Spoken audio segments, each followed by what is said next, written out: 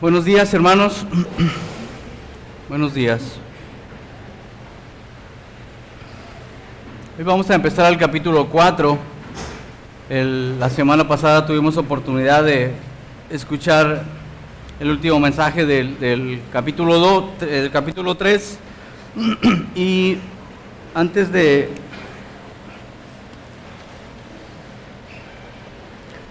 empezar vamos a hacer un resumen, vamos a recordar lo que hemos visto a través de estos capítulos en Primera de Tesalonicenses. En el capítulo 1 de Primera de Tesalonicenses veíamos cómo Pablo se alegraba, se reconocía y agradecía la obra que Dios mismo estaba haciendo en los hermanos de Tesalónica. Y aunque lo estaba haciendo a través de ellos, de Pablo, de Silas y de Timoteo, se alegraba por la obra y por el poder del Espíritu Santo. Y reconocía cómo estos hermanos eran un ejemplo para otras regiones en el Asia Menor, en Macedonia y las ciudades que estaban alrededor, otras iglesias. En el capítulo 2 veíamos cómo él agradecía también al Señor, cómo los hermanos habían recibido la palabra de Dios. Y dice en el versículo 13 de Primera de Tesalonicenses capítulo 2, dice: por lo cual también nosotros sin cesar damos gracias a Dios de que cuando recibisteis la palabra de Dios, la que oísteis de nosotros, la recibisteis no como palabra de hombres, sino según es verdad, la palabra de Dios, la cual actúa en vosotros los creyentes. Los hermanos habían recibido esta verdad no de parte de ellos como si fuera de ellos, sino de parte del Señor, de parte de Dios mismo a través de su Espíritu Santo. En el capítulo 3, Pablo, deseoso de ver a los hermanos de Tesalónica y no pudiendo ir, entonces envía a Timoteo para saber cómo están. Y veíamos cómo cuando regresaba le traía buenas noticias de cómo los hermanos todavía su fe era fuerte y estaban firmes. Y en el 3:13, capítulo 3, versículo 13, vamos a leer desde el 12, dice: y el Señor os haga crecer y abundar en amor unos para con otros y para con todos, como también lo hacemos nosotros para con vosotros, para que afirmados vuestros corazones irreprensibles en santidad para que afirmados vuestros corazones irreprensibles en santidad delante de Dios nuestro Padre, en la venida de nuestro Señor Jesucristo con todos sus santos. Aquí en este versículo 13 hay un esbozo de lo que unos versículos más adelante Pablo va a hablar, y es la venida de nuestro Señor Jesucristo. Y hay una palabra que vamos a ver el día de hoy, dice irreprensibles en santidad. Vamos a hablar un poco de santidad, porque unos versículos más adelante, el versículo 3 del capítulo 4 dice: pues la voluntad de Dios es vuestra santificación. Por eso el día de hoy el mensaje lo hemos titulado La voluntad de Dios.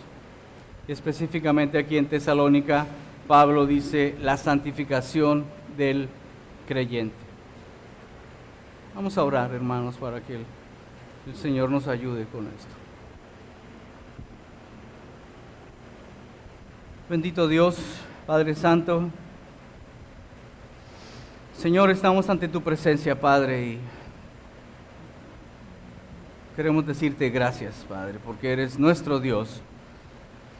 Gracias, Señor, por tu Hijo Jesucristo, porque es por Él, gracias a Él, que podemos estar ante tu presencia, elevar esta oración ser partícipe, Señor, de tu voluntad. Gracias, Señor, por su sangre, gracias por su palabra, gracias, Señor, por tu Espíritu Santo. Te pedimos, Padre, que nos ayudes hoy a entender, Señor, tal vez reafirmar tu voluntad, Señor, y esta palabra, santificación, la importancia, Señor, que es para nosotros conocer tu voluntad y alinear nuestra voluntad con la tuya, Señor, para ser partícipes en ese proceso que tú has empezado en la vida de los creyentes de Tesalónica, Señor, y a través de la obra de tu Hijo Jesucristo en la cruz y de su sangre, la obra que has empezado aquí, Señor, en tu pueblo, en esta congregación, Señor. Este tiempo es tuyo, Señor, ayúdanos a entenderlo y a vivirlo, Señor, para tu honra, para tu gloria y para edificación de tu pueblo. Ayúdame, Padre, a no luchar, sino a descansar en ti, junto con mis hermanos y hermanas, descansar en ti y en tu obra. Gracias te damos, en el nombre de tu Hijo Jesucristo. Amén.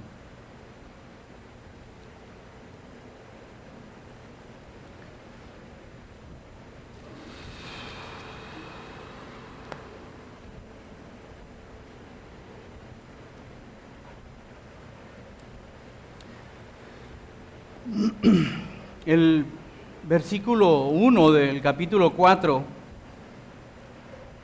empieza con una palabra, con una frase, por lo demás. En algunas versiones más antiguas dice para terminar, ¿no? Dice entonces, es decir, hay una parte de la carta donde Pablo ha hablado y luego ya como que se enfoca a lo último ya para terminar esta carta, ¿no? Este mensaje. Entonces dice Pablo, por lo demás, hermanos, os rogamos y exhortamos en el Señor Jesús, que de la manera que aprendisteis de nosotros, como os conviene conduciros y agradar a Dios, así abundéis más y más. Y es interesante cómo Pablo en esta carta está reconociendo todo lo que el Señor ha hecho en Tesalónica. Y antes de ser un imperativo, está diciendo, reconociendo que todo lo que el Señor ha hecho en ellos, dice, abundéis más y más en eso que han hecho, ¿no? Como que no es solamente, ya ustedes tienen la palabra del Señor, han hecho lo correcto, está bien, sino que habla un poco más, dice, abundéis, ¿no?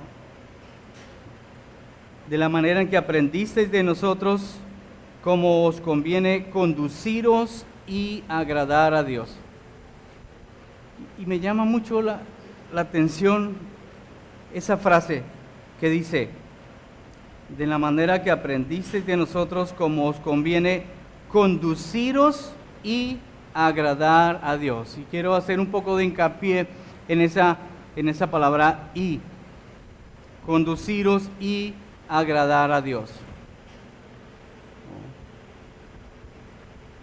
Si la frase dijera conduciros a agradar a Dios, es como un imperativo, ¿no? Es una orden. Condúzcanse a agradar a Dios. Pero la palabra del Señor aquí en este versículo dice, conduciros y agradar a Dios. Y me llama la atención porque precisamente no es un imperativo. Me da la impresión que los hermanos estaban teniendo una vida que voluntariamente agradaba a Dios. No había necesidad de hacer algo para agradar a Dios, sino que su vida ya estaba agradando a Dios. Y entonces dice, en la manera que aprendisteis de nosotros, como os conviene conduciros. Ellos sabían cómo debían conducirse para tener una vida propia, para seguir siendo ejemplo. Pero Pablo dice, y agradar a Dios. Y quiero recalcar un poco en la palabra voluntad. la voluntad que tenían ellos. Ellos tenían la voluntad de agradar al Señor. Y en el versículo 3 dice, pues la voluntad de Dios es vuestra santificación. Entonces aquí hay dos voluntades. Está una que es la voluntad del creyente y otra que es la voluntad de Dios.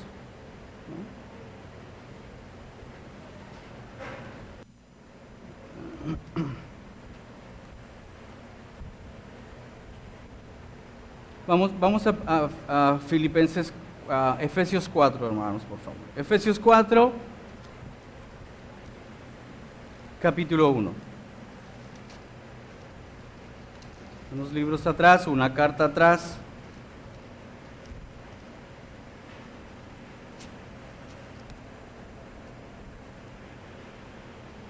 Dice Efesios 4:1, yo pues, preso en el Señor, os ruego que andéis como es digno de la vocación con que fuisteis llamados. Yo pues, preso en el Señor, os ruego que andéis como es digno de la vocación con que fuisteis llamados. Es una especie de imperativo, es un ruego, pero es un imperativo. Anden como fueron llamados. Ahora, si vamos al capítulo que estamos viendo, 4:1 de Tesalonicenses dice,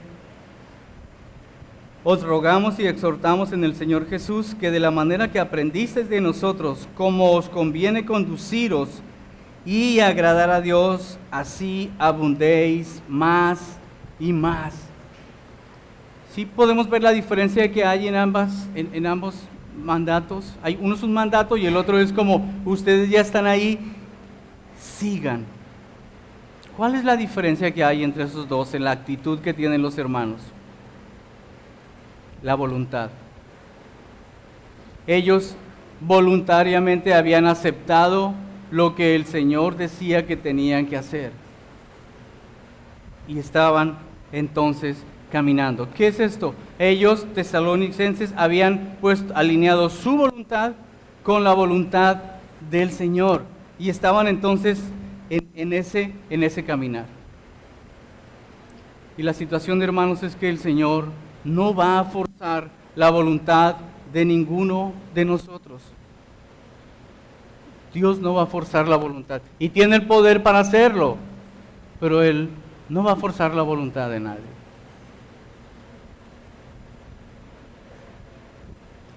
Él va a mostrar a través del Espíritu Santo que su camino es el mejor. Él no quiere robots. Él quiere que voluntariamente estemos entonces a sus pies, ¿no? Entonces, cuando mi voluntad, la voluntad del creyente, esté dispuesta a seguir su voluntad, entonces ahí entra la obediencia. La obediencia entonces no es un fin, la obediencia es un medio. Es el medio, seguir la palabra de Dios en obediencia, es el medio para alinear estas dos voluntades y hacer entonces lo que el Señor dice. Es por la obediencia que podemos comprobar que lo que decimos es congruente con lo que hacemos y con lo que nosotros decimos que somos. Si mi voluntad ya está alineada con su voluntad, entonces ya estamos donde debemos estar para ser transformados y participar en esa transformación. Y esa transformación es la santificación. La santificación, ¿no? En el versículo 3 dice, pues la voluntad de Dios es vuestra santificación. Vamos a estar ahorita en esa primera parte del versículo, ¿no?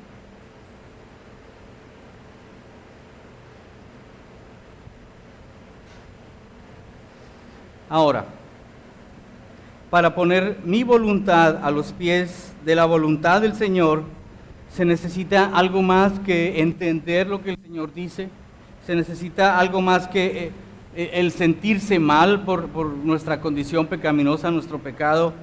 Necesitamos un poder especial, necesitamos nacer de nuevo, es el poder del Espíritu Santo. Así como Nicodemo cuando llegó con el Señor y el Señor le dijo, necesitas nacer de nuevo. Necesitamos tener una nueva naturaleza. Y eso era lo que los tesalonicenses habían recibido. Si vamos al versículo 9 del capítulo 1,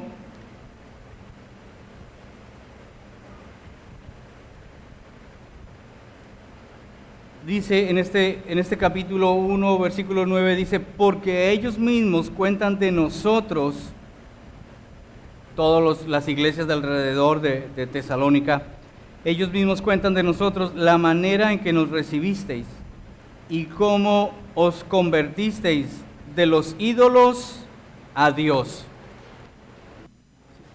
Su naturaleza había sido cambiada. Antes estaban en los ídolos, ahora a Dios. ¿Para qué?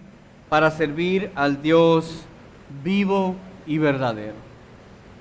Habían nacido de nuevo, habían recibido ese poder, ya estaban en ese proceso de transformación, su voluntad estaba alineada con la del Señor, entonces ellos estaban siendo partícipes de su santidad, de su proceso de santificación. Y el versículo 10 es el propósito, ¿no? Y esperar de los cielos a su Hijo, al cual resucitó de los muertos, a Jesús, quien nos libra de la ira venidera.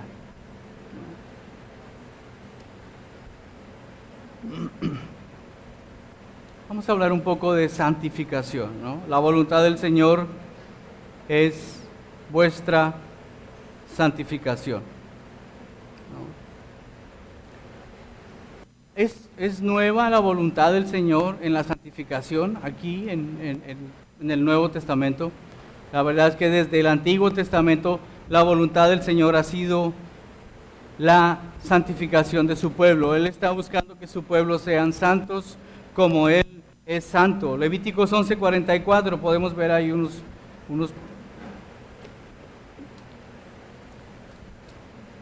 pocos versículos ahí en Levítico.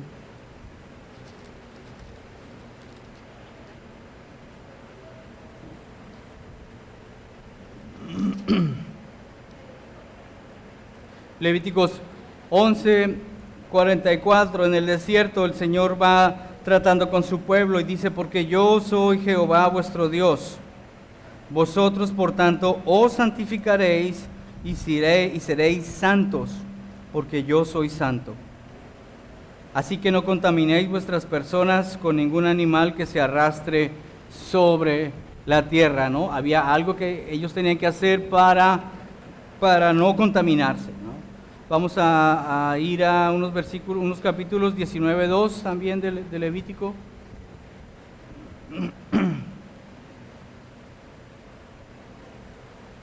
No. Habla el Señor y dice, habla a Moisés, le dice, habla a toda la congregación de los hijos de Israel y diles, santos seréis, porque santo soy yo, Jehová vuestro Dios. Levítico 20:26, un capítulo más adelante. Habéis pues de serme santos, porque yo Jehová soy santo, y os he apartado de los pueblos para que seáis míos. En el Antiguo Testamento, ese deseo que el Señor tenía, lo ilustraba, ¿no? Había una serie de rituales que el Señor usó para que su pueblo viera esta santidad, ¿no? Entonces, Dios mismo había puesto rituales con animales, con el vestir, con la comida, todo esto para que vieran la santidad del Señor. En Levítico 8:10, hay algo más aquí ya para terminar con esto. Otra ilustración, otro símbolo. 8:10. Dice, y tomó Moisés el aceite de la unción y ungió el tabernáculo y todas las cosas que estaban en él y las santificó. Entonces todo el tabernáculo lo santificó a través de ese aceite, un aceite que era santo. Ahora, en el versículo 12 dice, y derramó del aceite de la unción sobre la cabeza de Aarón y lo ungió para santificarlo. Todos estos eran ceremonias que apuntaban más adelante hacia el medio por el cual su pueblo en el Nuevo Testamento podían ser santos. Ya no necesitamos hacer ceremonias ni tener un aceite especial santificado ni nada de eso, sino que ahora podemos acceder a esa santificación por lo que Cristo hizo en la cruz, hermanos. Su vida perfecta, su muerte y su resurrección pagó la deuda y paga la deuda que tenemos ante Dios. Y Cristo mismo nos dejó su Espíritu Santo. Entonces ese aceite era una ilustración del Espíritu Santo. Ahora tenemos a su Espíritu Santo, está en cada creyente. Ya no necesitamos aceites. Tenemos el poder del Señor para vivir esa vida de santificación, participar en ese proceso de santificación que Dios dirige entonces en la vida del creyente. Primera de Corintios 6, por favor, del 9 al 11.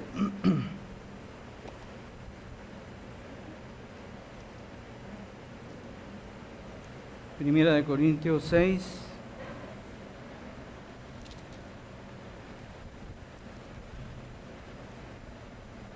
A ver.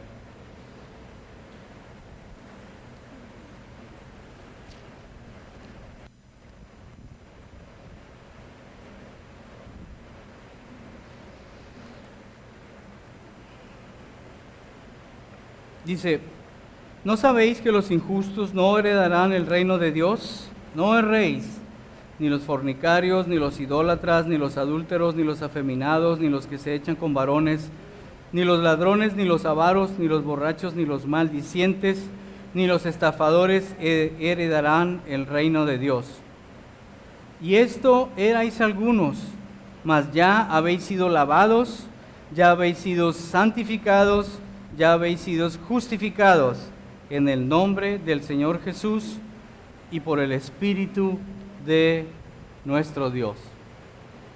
La vida perfecta de Jesús y el poder del Espíritu Santo. Ahora vamos un libro atrás, hermanos. Romanos 6, del 17 al 19. Romanos 6, 17 al 19. Una vez más el contraste entre lo que antes éramos y ahora lo que somos. Dice, pero gracias a Dios, el 17, gracias a Dios, que aunque erais esclavos del pecado, habéis obedecido de corazón aquella forma de doctrina a la cual fuisteis entregados. Antes, esclavos del pecado. Ahora el 18, y libertados del pecado, vinisteis a ser siervos de la justicia.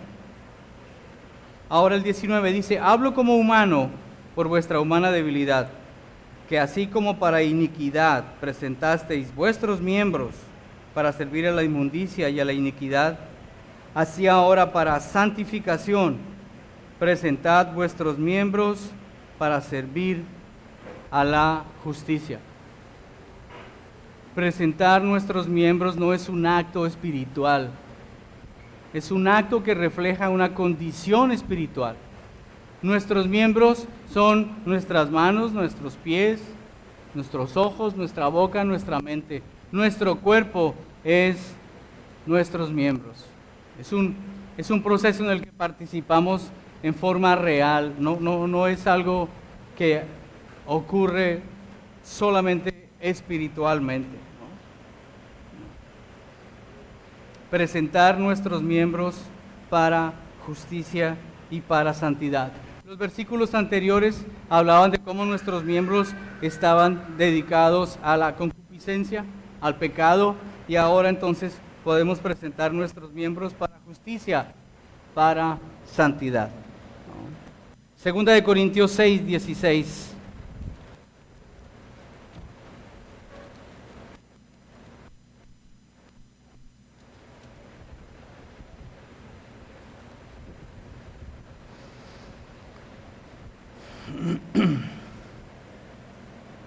Segunda de Corintios 6, 16 al 7, 1.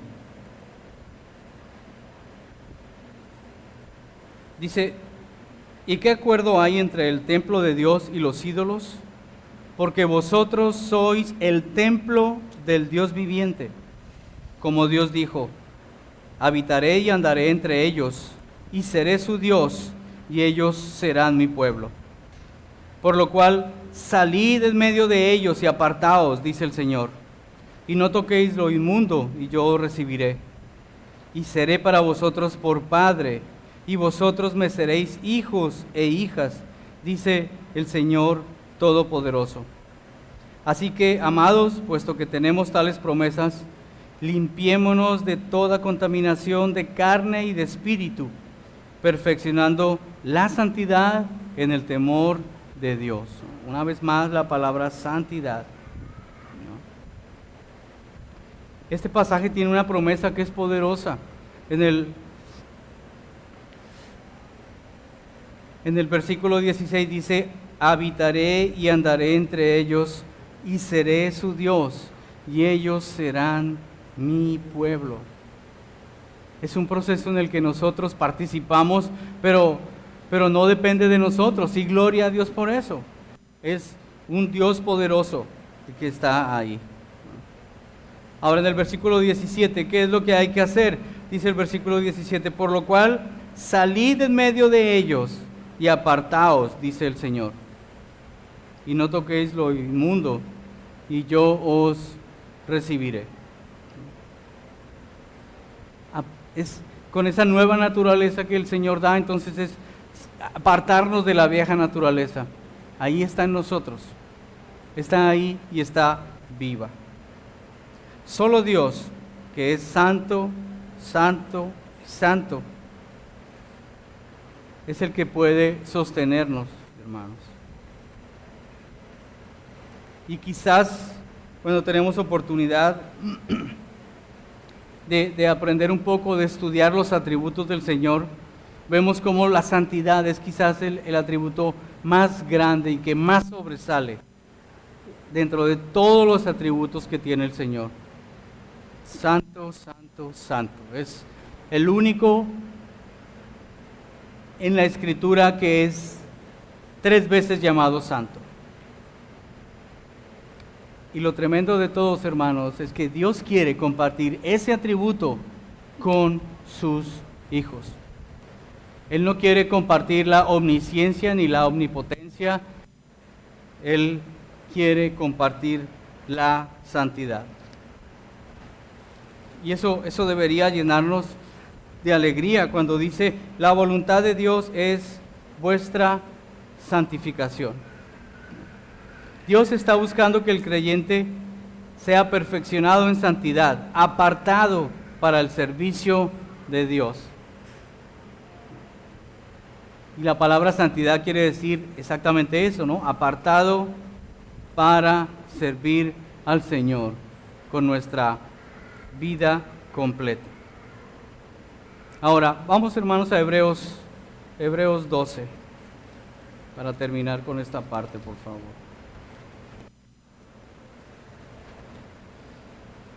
Hebreos 12,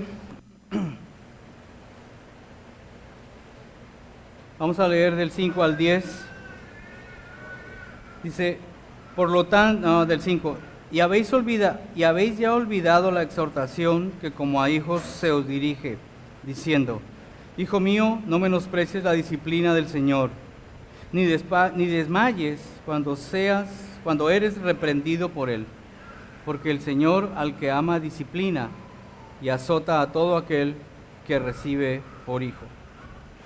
Aquí van 3 veces que la palabra disciplina está. En el 7 dice, si soportáis la disciplina, Dios os trata como a hijos, porque ¿qué hijo es aquel a quien el Padre no disciplina? Pero si se os deja sin disciplina, de la cual todos han sido participantes, entonces sois bastardos y no hijos. 4 veces la palabra disciplina. Ahora viene una comparación. Por otra parte, en el 9 tuvimos a nuestros padres terrenales que nos disciplinaban y los venerábamos. La pregunta viene, ¿por qué no obedeceremos mucho mejor al Padre de los Espíritus y viviremos? Y aquellos ciertamente por pocos días nos disciplinaban como a ellos les parecía, pero para lo que nos es provechoso, para que participemos de su santidad. Hermanos, el Señor usa la disciplina para este proceso de santidad. En el versículo 10 veíamos entonces que es provechoso y es para participar de su santidad. Dios quiere compartir este atributo con nosotros, con los creyentes. Y como humanos tenemos el ejemplo de su Hijo Jesucristo, ¿no? Y su poder.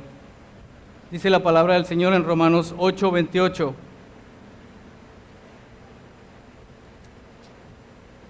Y sabemos que a los que aman a Dios, todas las cosas les ayudan a bien. Esto es, a los que conforme a su propósito son llamados. Y el 29, porque a los que antes conoció, también los predestinó para que fuesen hechos conforme a la imagen de su Hijo, para que Él sea el primogénito entre muchos hermanos. El proceso de santificación es para parecernos cada vez más al carácter de su Hijo Jesucristo.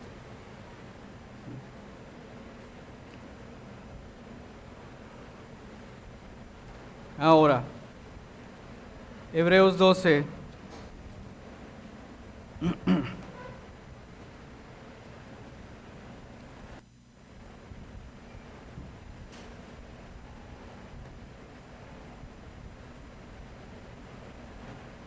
Hebreos 12:14.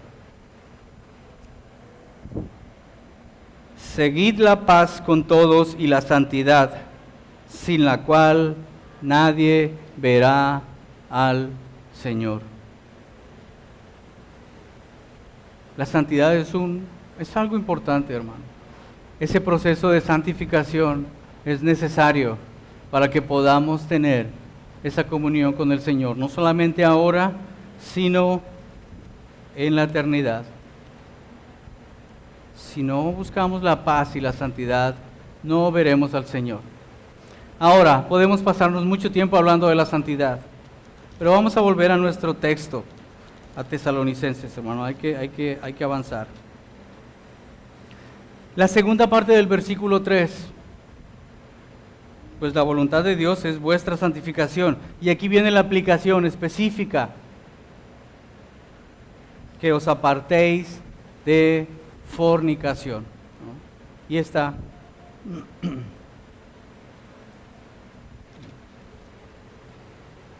Cuando nosotros leemos la carta de Tesalonicenses, en ninguna parte habla que haya pecado de fornicación aquí en esta iglesia, ¿no?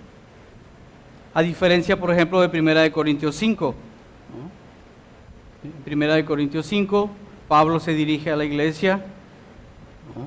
Vamos a leer el 1, dice, de cierto se oye, 1 Corintios capítulo 5, versículo 1, de cierto se oye que hay entre vosotros fornicación, y tal fornicación cual ni aún se nombra entre los gentiles, tanto que alguno tiene la mujer de su padre. Corintios es una carta donde Pablo está juzgando un caso de fornicación, pero aquí en Tesalonicenses no habla de que haya este pecado, ¿no? Sin embargo, cuando vemos el contexto cultural de estas iglesias donde estaban, eran lugares que estaban dominados por la cultura romana, la cultura griega, y no era raro el que hubiesen rituales paganos donde la prostitución era parte de ese ritual. Eran religiones politeístas, donde se podían encontrar este tipo de prácticas inmorales. Y no era tampoco muy difícil que un hermano volviera otra vez a esta situación. Entonces por eso Pablo está recalcándoles, está enseñándoles, ¿no?, que os apartéis de fornicación. Ahora, la palabra fornicación, inmoralidad sexual, abarca una cantidad de pecados, ¿no? Adulterio, fornicación y homosexualidad y toda esta serie de situaciones que tienen que ver con la sexualidad y que se apartan del mandato del Señor. Entonces, la fornicación incluye todo lo que tiene que ver con el pecado sexual. Ahora, la Biblia es clara con lo que debemos hacer respecto a la fornicación. Y vamos por favor a 1 Corintios 6, 18.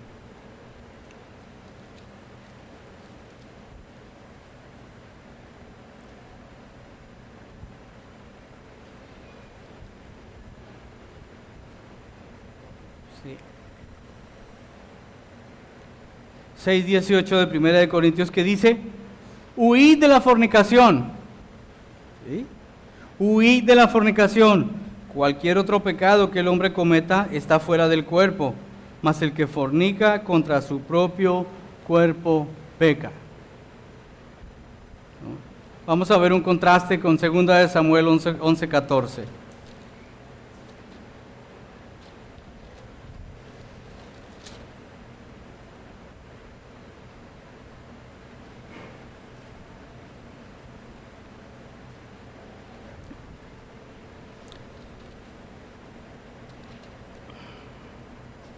No, del 1 al 4. 11 del 1 al 4. Segunda de Samuel 11 del 1 al 4. Dice: y aconteció al año siguiente, en el tiempo que salen los reyes a la guerra, que David envió a Joab y con él a sus siervos y a todo Israel, y destruyeron a los amonitas y sitiaron a Rabá, pero David se quedó en Jerusalén.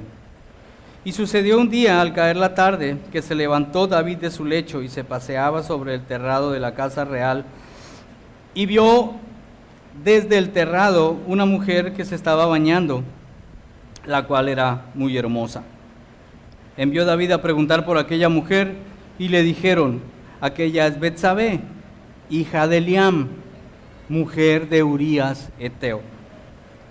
Y envió David mensajeros, y la tomó, y vino a él, y él durmió con ella.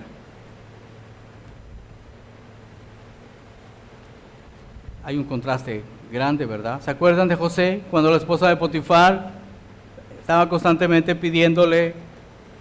Y un día, ya cuando lo agarró, ¿qué hizo él? Vámonos, huyó. Y ese es el mandato que tenemos de la Escritura respecto al pecado y especialmente a la fornicación, hermanos. Es huir de él. No es meditar, no es resistir, no es considerar, es huir de ahí. Segunda de Timoteo 2:22, ¿cuál es el consejo que Pablo le da a Timoteo? Huye de las pasiones juveniles. Huye de ahí. ¿No?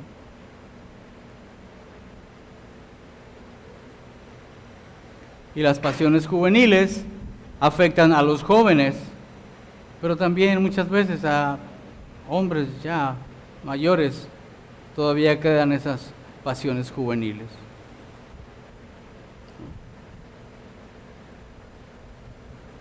Huye de las pasiones juveniles. Huid de la fornicación. Ahora, hay una gran verdad en la Escritura, una promesa enorme. Vamos a 1 Corintios 10.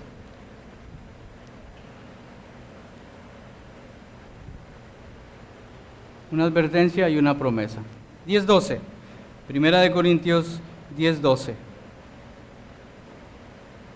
Viene la advertencia. Así que el que piensa estar firme, mire que no caiga. Debemos tener cuidado El que piensa estar firme, mire que no caiga.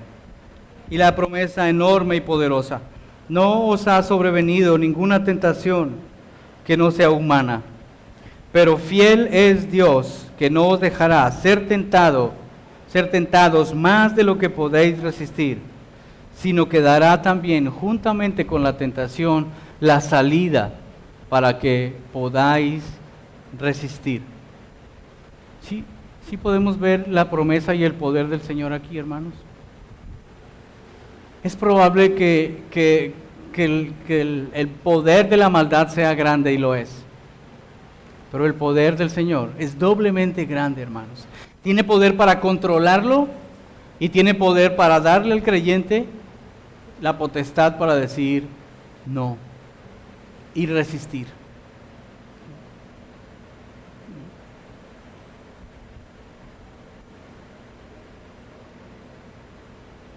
Para fortalecernos. ¿Has experimentado esto, hermano? ¿Has dado la oportunidad al Espíritu de ejercer ese poder en ti, que tú digas sí? ¿Has alineado tu voluntad con la voluntad del Señor? El Señor está empecinado en hacer eso, en que nuestra voluntad esté alineada con la de Él. Mandó a morir a su Hijo por eso, hermanos. Ahora, volvamos a nuestro texto. Más específico todavía. 4. Que cada uno de vosotros sepa tener su propia esposa en santidad y honor. La Reina Valera, la 60, dice que cada uno sepa tener su propia esposa en santidad y honor. Pero hay otras versiones. La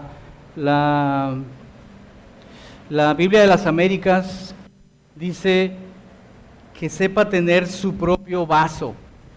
Y hay otra versión, creo que la Internacional dice que sepa tener su propio cuerpo, ¿no? Están esos tres, ¿no? Esposa, vaso y cuerpo, ¿no? Dicen los estudiosos que en el original viene la palabra vaso y se refiere al cuerpo, ¿no? Entonces hay aquí algunos comentarios que quiero compartir con ustedes. No va a cambiar el sentido, no va a cambiar. Aquellos eruditos que se inclinan por interpretar la palabra esposa, ellos dicen que la literatura rabínica usaba esta palabra en griego para referirse a la esposa, ¿no? Y esta palabra tener o poseer se refería a adquirir. Y ellos dicen, no se adquiere el propio cuerpo, se adquiere una esposa, ¿no? Entonces, es esa la interpretación que ellos le dan para decir que este texto se refiere a esposa, ¿no? A tener su propia esposa en santidad y honor. Es la misma interpretación que se le da a 1 Corintios 7:2. Vamos a verlo. 1 Corintios 7:2.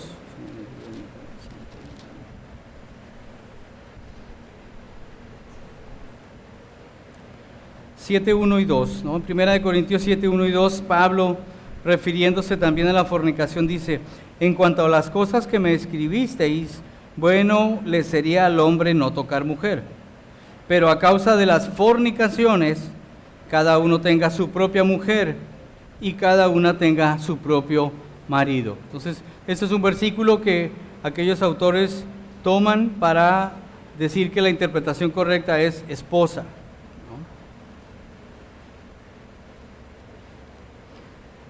¿no? Ahora, como comentábamos, no cambia el sentido de la enseñanza. La cuestión es la de tener una esposa, de manera que la relación entre esposos honre a la presencia del Señor en la vida del creyente, en medio del matrimonio.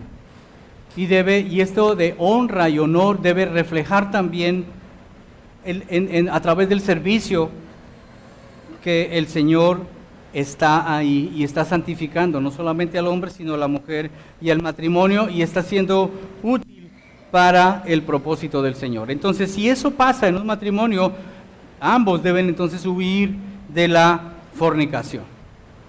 Ahora, si tomamos el argumento de aquellos eruditos que hablan de vaso o de cuerpo, hay varios argumentos que ellos ponen. Uno de ellos es que, dicen ellos, el Señor no pide que todo varón creyente deba tener una esposa para casarse, ¿no? Y eso es verdad. La salvación no se adquiere a través de tener una esposa, ¿no? Otro argumento es que, bueno, vamos a 1 Corintios 7:9. 1 Corintios 7:9, yo lo leo, hermanos, si quieren. Dice, desde el 8, digo pues a los solteros y a las viudas que bueno les fuera quedarse como yo. Pero si no tienen el don de continencia, cásense, pues mejor es casarse que estarse quemando. Otro argumento es que Pablo se dirige aquí en Tesalonicenses a cada uno de vosotros, ¿no? Dentro de la iglesia, no solamente a los casados, sino a todos los hombres, e inclusive a las mujeres también, ¿no? Entonces, Pablo usa aquí el término vaso o cuerpo como un instrumento para algo, ¿no? El cuerpo es un instrumento y leíamos que debemos presentar nuestro cuerpo como instrumentos para justicia, ¿no? Hechos 9:15.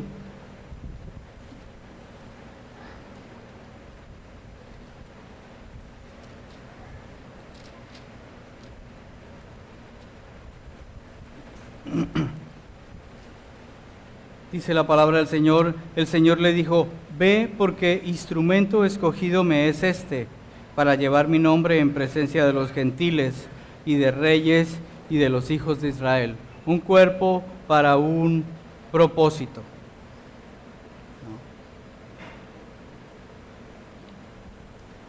Romanos 9, 21 y 23, ahí vamos a encontrar también Romanos 9, 21 y 23, 21 al 23.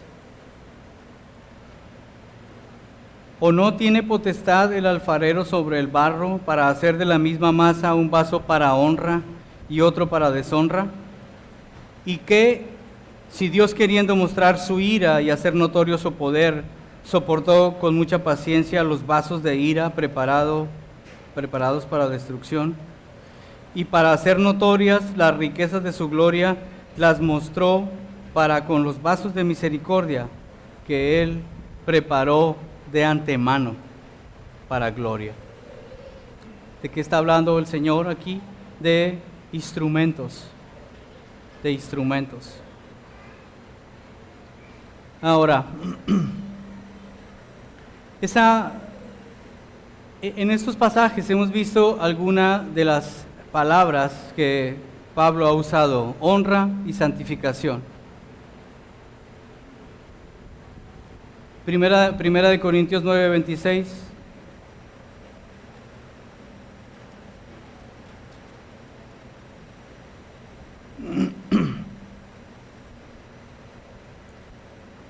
En este pasaje dice, así que yo de esta manera corro, no como la aventura, de esta manera peleo, no como quien golpea el aire, sino que golpeo mi cuerpo y lo pongo en servidumbre, ya sea que habiendo sido heraldo para otros, yo mismo venga a ser eliminado. ¿Qué está hablando Pablo aquí? Está hablando de tener control sobre su propio cuerpo. Por eso comentábamos, hermanos, el proceso de santificación es un proceso que se vive con nuestros miembros, con nuestro cuerpo. Entonces, la frase en Tesalonicenses, que cada cual sepa tener su propio cuerpo en santidad y en honor, tal vez tenga un significado un poco más profundo que pensar solamente en nuestra esposa. Tal vez quiere decir, y estoy seguro, que primero cada uno de nosotros tiene que poner su cuerpo bajo su propio dominio, bajo control. ¿Eso qué significa, hermanos? Cuidar nuestros ojos, cuidar nuestra boca, lo que oímos, hacia dónde vamos. Primero necesitamos nosotros cuidar nuestro cuerpo, para entonces poder cuidar y ser responsables de lo que está haciendo nuestra esposa.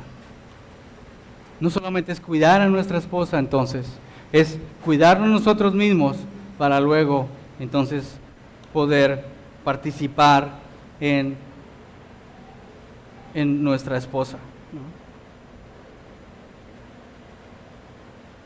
Que cada quien sepa tener su propio cuerpo en santidad y honor. El versículo 5 de 1 de Tesalonicenses 4 dice: no en pasión de concupiscencia, como los gentiles que no conocen a Dios. Pasión de concupiscencia. Concupiscencia son malos deseos.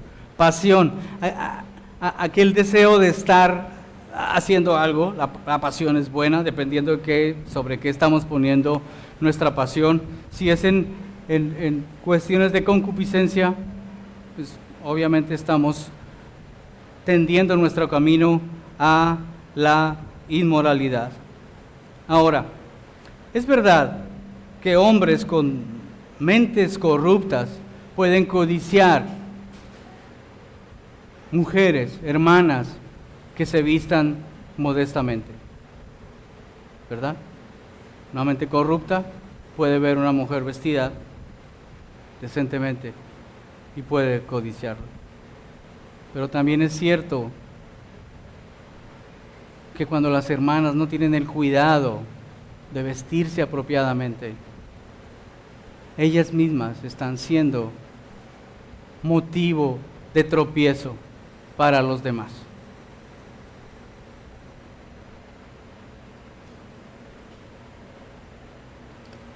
Una mujer creyente debe vestirse de manera que su ropa sea un marco para lo que Dios está haciendo en su vida, en su cara.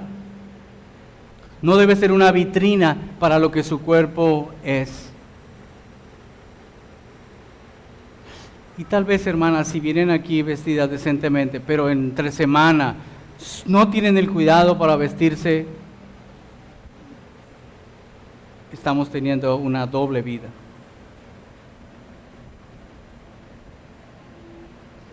Una mujer creyente, una mujer cristiana debe vestir ropa que sea propia de un cuerpo que es templo del Espíritu Santo. Mujeres mayores o mujeres menores. Es muy bonito ver a una niña vestida de 2 y 3 años con un vestido corto. Pero cuando una señora de 40 años se pone ese mismo vestido, ya no es tierno. Tiene otro mensaje. Y si no está consciente del mensaje, está, hermana, en un problema y está poniendo en un problema al esposo que viene con usted, si viene su esposo. No solo es tropiezo para el hermano, no solo es tropiezo para su esposo, sino es tropiezo para ella misma. Y cada uno de nosotros somos responsables ante el Señor de nuestro propio comportamiento. Dios le ha dado al hombre la función, la potestad y la responsabilidad de cuidar a su esposa, pero no podemos obligar a nuestra esposa a que se vista de una determinada manera. Cada quien es responsable de hacerlo. Hermanos, ¿estamos revisando cómo se viste nuestra esposa entre semana? Nuestras hijas, ¿estamos siendo cuidadosos, hermano? ¿Cómo van al trabajo? Antes que el ministerio de enseñar la Escritura, tenemos un ministerio en casa con nuestras esposas, hermanos. Si yo enseño esto y no cuido a mi esposa y a mi hija, como dice Pablo, voy a ser como un platillo que nomás suena y no tiene ningún valor. Estamos participando en ese ministerio que Dios nos ha dado.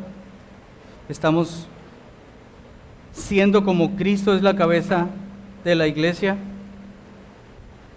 Una vez más, hermanas, la ropa transparente, la ropa que está pegada, muestra su cuerpo, no muestra al Señor y causa tropiezo en hermanos y en hermanas.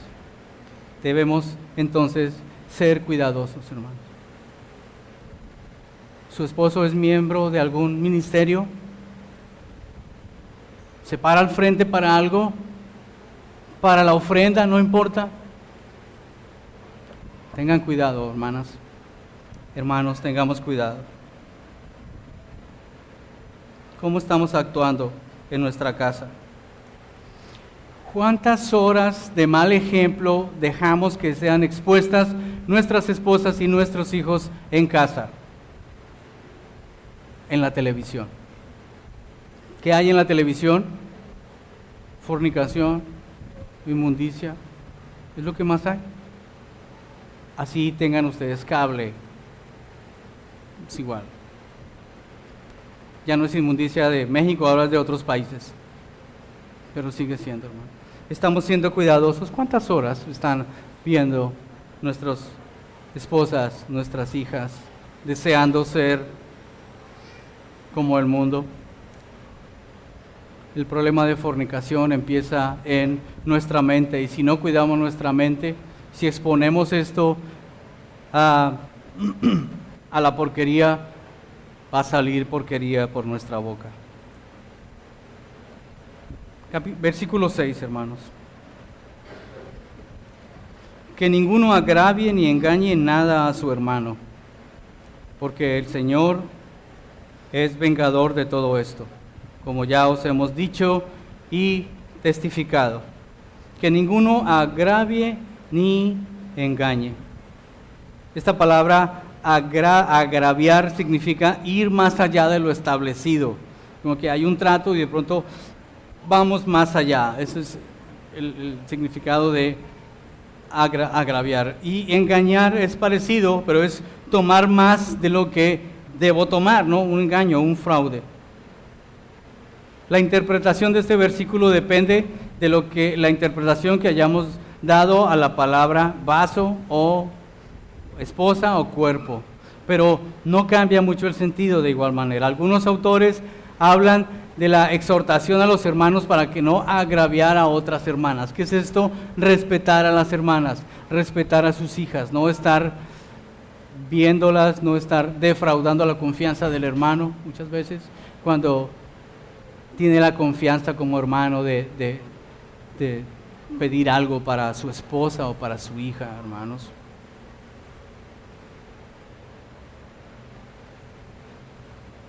Y también algunos autores hablan de la transacción comercial, ¿no? De que no agraviemos, no robemos entre nosotros en cuestión de trabajo, ¿no? Como si fuera un término comercial, pero el fin es el mismo, la exhortación es la misma. Dice el versículo 6, el Señor es vengador de todo esto. Estamos ante la presencia del Señor siempre. Así no seamos creyentes, Él está ahí. Pero nosotros que somos conscientes y que ya conocemos, debemos buscar entonces que siempre estemos ante la presencia del Señor y actuar de esa manera porque Él está ahí. Y Él es vengador. No nos engañemos, nadie puede burlar al Señor. El versículo 7, hermanos, ya para terminar. Es una confirmación, pues no nos ha llamado Dios a inmundicia, sino a santificación. Una vez más, hermanos, nos ha sacado de la inmundicia para entrar en la santificación. Así que, dice el 8, el que desecha esto, no está desechando al hombre, sino a Dios, quien nos dio también su Espíritu. Pablo le está diciendo a los tesalonicenses y a nosotros al momento de leer, que si no hacemos caso de esto, no estamos rechazando ni a Pablo, ni a Silas, ni a Timoteo, sino a Dios mismo, al que puso a su Hijo en la cruz y al poder de su Espíritu Santo. El que rechaza el poder del Espíritu Santo se está condenándose. Eso es lo que enseña un pasaje en la Escritura.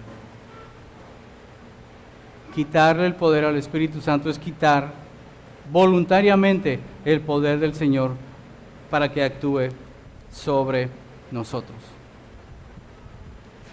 Ya para terminar, hermano, para concluir. La santificación es un proceso que inicia desde el mismo momento en que el Señor nos mostró a cada uno de nosotros nuestra condición caída y perdida, y vimos su santidad, y vimos a dónde íbamos a ir, y pudimos ver por su misericordia y por su amor el plan perfecto y divino que Él tenía. Él nos dio la salvación, Él la dio. Y desde el momento en que pudimos ver nuestra necesidad de Él, somos salvos. El proceso de santificación empieza también en ese momento, pero es un proceso que va caminando poco a poco. Dios preserva en este proceso a su Hijo, al salvo. Nos guarda a través de su palabra y su poder. Pero a medida que vemos nuestra condición pecaminosa, somos más conscientes de nuestra necesidad de Él. Y nuestro deseo debe cambiar para anhelar lo que Él anhela y querer lo que Él anhela, más que lo que nosotros queremos. Decíamos que Él no cambia nuestra voluntad, Él cambia nuestra naturaleza. Nos da una naturaleza nueva, una criatura nueva. Y esas dos naturalezas están en el creyente y están luchando. Gálatas 5:16, tal vez una vez más debemos ser conscientes de esa lucha.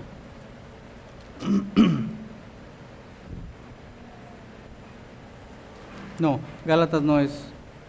Oh. Sí. 5:17. Desde el 16. Digo pues, andad en el Espíritu y no satisfagáis los deseos de la carne. Dos naturalezas, el Espíritu y la carne. Porque el deseo de la carne es contra el Espíritu y el del Espíritu es contra la carne.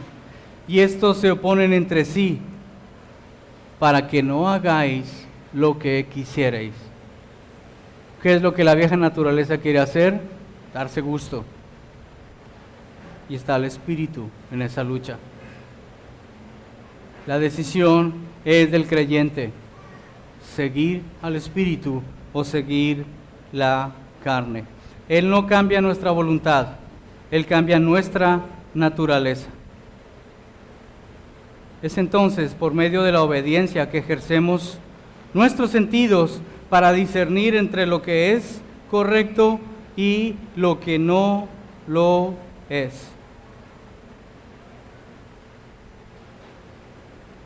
Filipenses 1:6 dice que el Señor va a terminar un día la obra de santificación.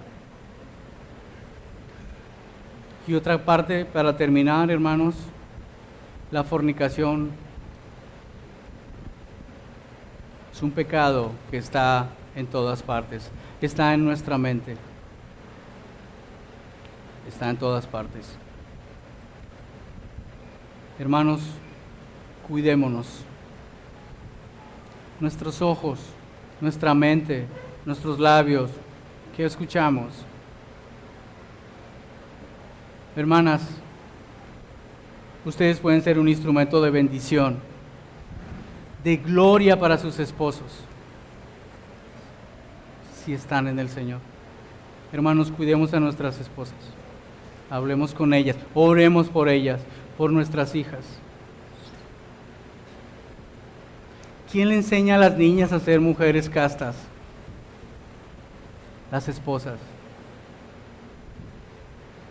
¿Quién le enseña a nuestros hijos a ser hombres del Señor? Nosotros, hermanos. Vamos a orar. Bendito Dios, Señor, gracias, Padre, por tu misericordia, Señor. Gracias por tu bendita misericordia, Señor, que es grande para con nosotros, Señor. Gracias, Padre, por tu Hijo. Gracias por su sangre. Gracias, Señor, porque tú nos preservas. Tú tienes un propósito para nosotros. Gracias, Señor, porque tú te has mostrado aquí en este lugar con cada uno de nosotros. No has quitado tu mano de esta congregación, Señor. Ayúdanos, Padre, a que una vez conscientes de nuestro pecado, de nuestra necesidad de ti, nuestra voluntad, Señor, sea lo que tú quieres, Padre, lo que tú deseas, lo que tú anhelas. Gracias, Señor, porque es tu voluntad la santificación de tu pueblo. Ayúdanos, Señor, a ser partícipes cada vez más de ese proceso, para ser como los hermanos de Tesalónica, cambiarnos de los ídolos al Dios vivo y verdadero y ser útiles para su obra, para su honra y para su gloria. Ayuda, Señor, a cada hombre en esta congregación, a cada mujer, a cada jovencita. Dios, ayúdanos a aborrecer lo que tú aborreces, Señor. Apártanos, Señor, de la maldad. Te necesitamos. Guarda a nuestros hijos. Guarda a nuestros hijos que están fuera, Señor. Dios poderoso, guarda, Señor, a Ramón, a Adrián, a Santi, a los jóvenes que están fuera. Guárdalos para ti, mi Señor. Guarda a nuestras hijas aquí en casa. Guarda a nuestras esposas. Guarda, Señor, a esta tu iglesia. Ayúdanos, Padre Santo. Descansamos en ti, descansamos en tu obra, descansamos en tu poder. Gracias te damos, Señor. A ti la honra y la gloria, en el nombre de tu Hijo Jesucristo. Amén.